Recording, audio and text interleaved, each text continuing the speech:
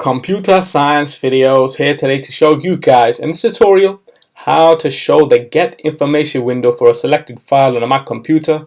Without further ado, let us start the video. So in this tutorial, you need to have access to a Mac computer, a couple of files that we wish to get information for. So we're going to start this tutorial. On the desktop, I have a photo, a Photoshop file, a folder, a document, a screenshot, and another folder. So we can now hover over the photo. On top, we can right click, but that will prolong the situation. Click on get information, and then we would get information via the right click. However, there is a shortcut. We can use a quick command.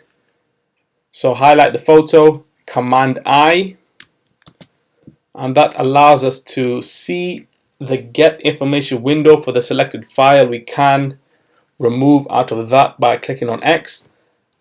We can now use the arrows and navigate to the next photo, Command I, not even photo, the next file, and this is a Photoshop file, 63 MB.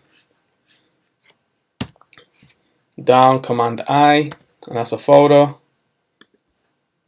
Navigate again for the document, Command I, same thing, again, same thing, and again, Command I. So that's it for this video. I'll see you guys in the next tutorial. Thanks for now.